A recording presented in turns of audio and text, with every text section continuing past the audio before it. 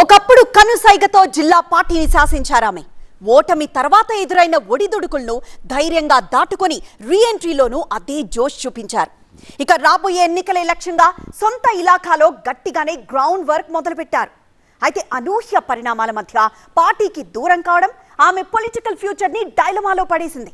ఈ విపత్కర పరిస్థితుల్లో ఆమెతో కలిసి నడిచేదెవరు, ఎదురు తిరిగేదెవరు అనేదే ఇప్పుడు సస్పెన్స్ గా మారింది. ఇంతకీ ఎవరా నేత, ఏంటా కదా?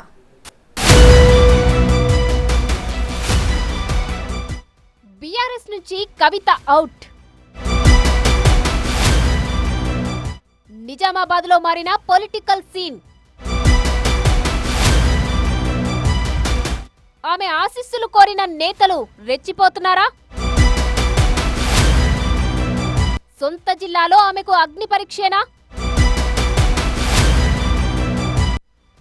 బీఆర్ఎస్ కీలక నేతల్లో ఒకరైన ఎమ్మెల్సీ కల్వకుంట్ల కవితపై సస్పెన్షన్ వేటు పడడం పార్టీ వర్గాలనే కాదు, రాష్ట్ర రాజకీయ వర్గాలను సైతం విస్మయపరిచింది.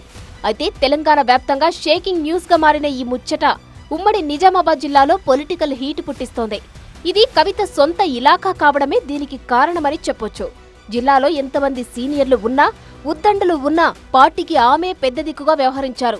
అధికారంలో ఉన్నా లేకున్నా, పదవిలో ఉన్నా లేకున్నా మేడం చెప్పిందే ఫైనల్ అన్నట్టుగా నడిచింది ఇందూరు జిల్లా బీఆర్ఎస్ రాజకీయం.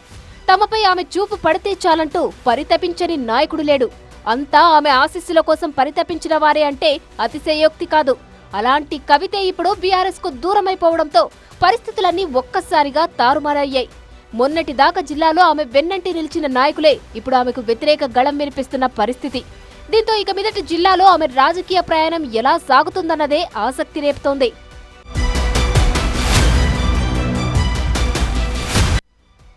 కేవలం కేసీఆర్ కూతురుగానే కాదు, ఉద్యమకారిణిగా, బతుకమ్మ వేడుకలకు కేరాఫ్ గా తనకంటూ ప్రత్యేక గుర్తింపు తెచ్చుకున్న కవిత నిజామాబాద్ జిల్లాకు కోడలు. అందుకే తండ్రి నుంచి వారసత్వంగా వచ్చిన వాగ్దాటితో, పదునైన విమర్శలతో జిల్లా రాజకీయాల్లో కీలకంగా వ్యవహరించారు. 2014 ఎన్నికల్లో నిజామాబాద్ పార్లమెంటు నుంచి పోటీ చేసి భారీ మెజారిటీతో గెలుపొందిన ఆమె జిల్లా రాజకీయాలపై గట్టి పట్టే సాధించారు. 2018 అసెంబ్లీ ఎన్నికల్లో ఉమ్మడి జిల్లా వ్యాప్తంగా బీఆర్ఎస్ క్లీన్ స్వీప్ చేయడంలో కీలక పాత్ర పోషించారు. అయితే ఆ వెంటనే జరిగిన 2019 ఎంపీ ఎన్నికల్లో ఎదురైన అనూహ్య ఓటమి రాజకీయంగా ఆమెకు గడ్డు కాలానికి బీజం వేసింది. అయితే ఆ తర్వాత స్థానిక సంస్థల ఎమ్మెల్సీ స్థానానికి పోటీ చేసి గెలిచినప్పటికీ లిక్కర్ కేసులో అరెస్టై జైలు పాలు కావడంతో జిల్లా మీద పట్టు సడలిందనే టాక్ ఉంది.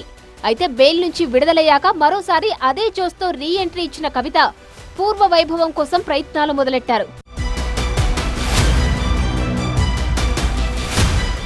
దీంతో మా లీడర్ వచ్చేశారంటూ గులాబీ శ్రేణులు సంబరాలు చేసుకున్నారు. ఉమ్మడి నిజామాబాద్ జిల్లాలో కవితకు ఇంతకుముందు గట్టి ఫాలోయింగే ఉండేది.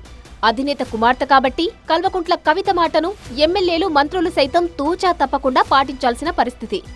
ఇప్పుడు మాజీలుగా మారినప్పటికీ కీలక నేతలు సైతం ఆమె మాటకు ఎదురు చెప్పలేని పరిస్థితి. అయితే పార్టీ వ్యతిరేక కార్యక్రమాలకు పాల్పడుతున్నారంటూ ఇప్పుడు కవితను అధినేత సస్పెండ్ చేయడంతో కథ మొత్తం రివర్స్ అయినట్టు కనిపిస్తోంది. కవిత సస్పెన్షన్ ముచ్చట ఒక్కసారిగా జిల్లా రాజకీయాల్లో కలకలం రేపుతోంది. అధినేత కేసీఆర్ మినహా పార్టీలో ముఖ్యులందరినీ టార్గెట్ చేసిన కవితకు ఉమ్మడి జిల్లాలో ఎంతమంది గులాబీ నేతలు సపోర్టుగా నిలుస్తారన్నదే చర్చనీయాంశంగా మారింది. పార్టీ సస్పెండ్ చేయడంతో అటు రాష్ట్ర స్థాయిలోనే కాదు, ఇటు సొంత జిల్లాలోనూ ఇక కవితది ఒంటరి ప్రయాణంగానే కనిపిస్తోంది. ఈ క్లిష్ట పరిస్థితులలో కవితతో నడిచే ఉమ్మడి జిల్లా నేతలు ఎంతమంది అన్నది ఇప్పుడు చర్చనీయాంశంగా మారింది. పార్టీ అధికారంలో ఉన్నప్పుడు ఎంతో మందికి పార్టీ పదవులు, ప్రభుత్వ నామినేటెడ్ పదవులు ఇప్పించారు కవిత.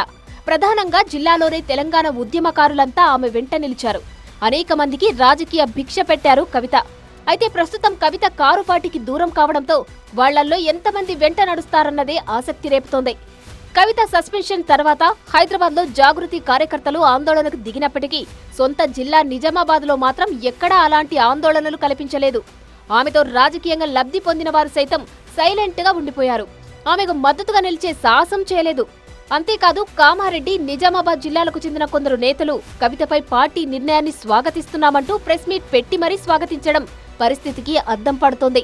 ఇన్నాళ్లు వెంట తిరిగిన నేతలే ఇప్పుడు ఆమెను ఒంటరి చేసే ప్రయత్నం చేస్తున్నారనే టాక్ వినబడుతోంది. ఇలాంటి పరిస్థితులలో సొంత గడ్డపై కవిత ఎలా నిలదొక్కుంటారో, ఈ అగ్ని పరీక్షను ఎలా ఎదుర్కొంటారో చూడాలి.